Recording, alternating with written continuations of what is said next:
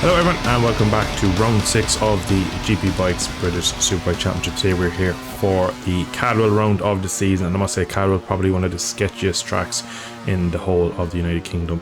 Track that really, to be honest, I've never really gelled with. It's very narrow, it's fast, it can be flowing when you get into it, and I've never really given it the time and the respect to learn it, to really understand all its little kinks and flows and stuff. And for a league race like this, especially in Championship, that's I'm doing pretty well, and I wanted to take this one seriously, so I did put the time into learning this track. And for example, this corner here, I just never really understand how to take it, and finally kind of figured out throughout the practice the gear and just where you want to be apexing, where I want to place the bike. But Cadwell Park, just one of those tracks, demands 1000% focus at all times. As you can see, the racing line is narrow, the racetrack surface is narrow, there's grass everywhere, there's banks everywhere, there's barriers everywhere, there's curbs that will kill you everywhere. It's one of these races where, coming into it, it was all about survival really. I didn't really care too much if I was the fastest or if I could do real good qualifying laps. You can see we go over the mountain there all week long, could not get the mountain right. I was watching other people taking in some practice sessions, and it was like, I'm not accusing anyone, but it's like they had traction control. They could just ride over it, no spin, no matter what gearing they were doing. They could just run over the mountain so much. So I felt like there's probably a tenth or two lost every lap there to the other. So I'm not too sure what the Ducati was doing, or maybe what I was doing around there, because I tried so many different things and eventually got it down to a bit of a science that it wasn't killing me, but it wasn't very fast. So unfortunately, qualified P7, which is one of our worst qualifyings of the season. You can see here in great British fashion, we start off in the paddock. I was right down to the track. Pretty cool.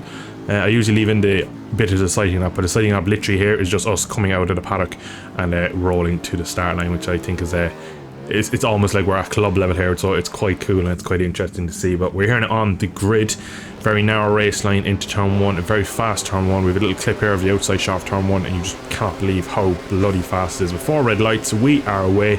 Initial launch is good, but so is everyone else's. Unfortunately, Uber's a moment, Foxer tags him, and then Benjamin's alongside me. We actually on the dirt. But look at the speed of everyone through here.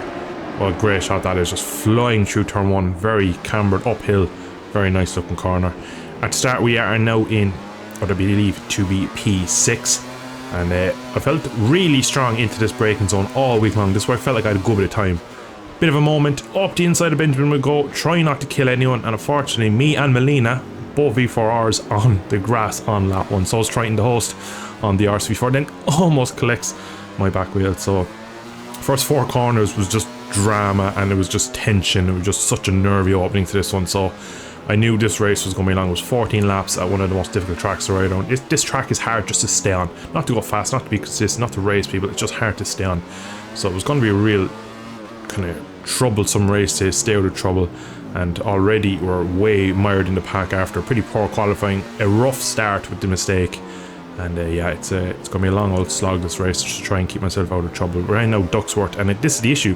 When you have a bit of a rough start or bad qualifying, some people can go forward, and like, you haven't raced a lot of these people earlier on here, and I think we're about to see what happens when you don't race people that are around your level. Sometimes there's a collision there between Luke Hyde and Duxworth, and thankfully his bike went away from the racing line, not back across it, because you'd be nearly guaranteed to hit it. Triton once again showing his pace, got very close to my rear end there. I was a little bit concerned about Triton behind because he's had a bit of a rough season with taking people out, so I was just afraid that maybe his pace, and a track like this where it's so easy to make a mistake, it wouldn't take much for poor Triton to make a mistake and kill someone. So Duxworth makes a mistake, and yeah, what is bro doing in the wall?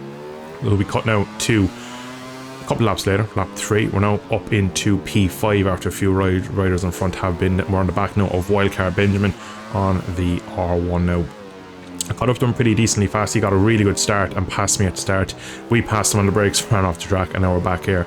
Get alongside him here, and I don't actually go for this move. This was like a suicide move really. If you watch it back, I get a bit of a wheelie, and as I close the throttle, I just 10-20 meters too late on the brakes, and I run up the inside. So I was really fortunate that I didn't kill Ben or myself really in that one. So back again on the back of him, trying my best to overtake him, but again, you just have so little room where you can actually overtake on this track that even if you have a pace advantage, it's nearly impossible to kind of do it in a way without a mistake from the guy in front. So last corner I got really close, but again, it's just so narrow I couldn't really put it down. He's a touch wide through 1, which just allows me to kind of roll back up to him slightly as we go through this difficult turn 2 and 3 complex. And then we have the straight. This is where the V4 of course sings very much so, and you can see Ben has a quick look behind me. Just don't go for the slipstream, because I want to brake on my normal braking mark. Unfortunately, Ben has always been cursed with bad internet. Blinks a few times, and whether that caused him to go off track, I do not know. He does lose the rear slightly on the grass, and that puts him behind. But I knew a better pace, so from that point on, I pretty much was sure that I could keep him behind me. Now we fast forward to the start of lap 8. It's one of these races where it's just kind of like a time trial. I'm nearly on my own, just going around doing consistent laps, and so far half race distance we've been very clean by the first lap or two. That is the race leader and championship challenger Foxer, who's had a crash at turn 1. I believe he had contact and was taken out by my teammate Melina. But for me, there wasn't much else that happened. You can see again up into P3, and after Foxer we're gone forward another few laps, and we're about to have one of the biggest scares what you can have on a motorcycle on track, and that is the speed difference. So this is Lucas Brown rejoining, and ooh, even back now a week later in the replay, it does give me a bit of a heart stopping moment there. He had another mistake in him, unfortunately, and crashed, which puts us up now to P2. Lena's only 2 or 3 seconds up the road. I don't know if he crashed at some point, because again, just so much has gone in this race. All I was doing was just focusing completely on myself. Didn't really care what others were doing. I knew myself that if I stayed on, the pace was decent enough and the track was so hard, people would crash. And we're coming on now to the last lap. We're 3 seconds behind our teammate, and basically P2 after not really having a great start. Rough opening lap, a couple of mistakes, and then we just kind of rattled down, just put on a race pace, and we were consistently just putting a good consistent pace. So the main objective now really was just to keep Lucas Brown behind, because I know Lucas was really strong, but he had a mistake in him, so the chances of him catching me were high. But would he be able to pass with one lap to go? And I wasn't slow by any means, so it was going to be difficult. We go touch deep there on one of the corners where I had the most confidence. On the last lap, for some reason, I just lacked a bit of confidence. I think you just want to bring it home. At this point, you're after doing, like in this point, I'm after doing pretty much 13 near perfect laps around this place, which is really, really hard to do. We're only a couple of seconds behind our teammate, who's been one of the star riders of the championship, so I was really having a great race. And you can see there, quick look behind Lucas is pretty much there, so one little slip up and he will have us. So there was no question that I had to be pretty much perfect over the mountain. And in the final few corners, as we tip into this left here, green flag. Unfortunately, Lucas does just try too hard, and that caused him to slide off just at the bottom of the hill before we go up the mountain. So that guaranteed it that we were going to be P2. So I just roll off, give all the respect in the world to the white lines and the curbs, because I just knew that there's no point now bidding it and having a silly mistake late on after what we did in Brands Hatch. So brilliant race, really good for my championship. Another podium, I believe that's 3 on the bounce now.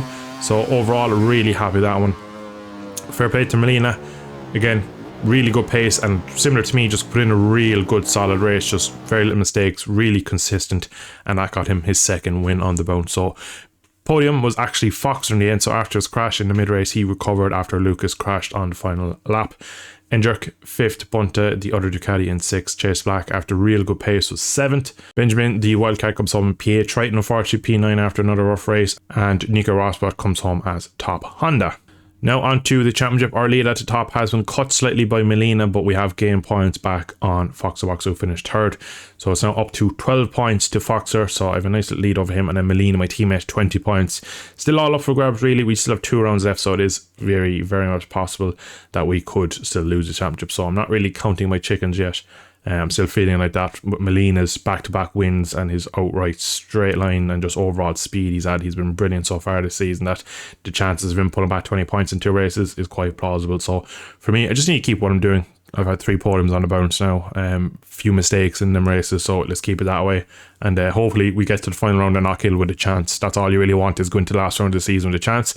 If we come out on top, better, but I'm not really counting on it yet, as there's still a lot of laps to be turned. But anyway, we're going to leave it there for today's video. I hope you have enjoyed. If you did, drop a like, subscribe, and should see you in a future episode of the GP Bikes BSB Championship. Thanks for watching. Slán go full Buckley.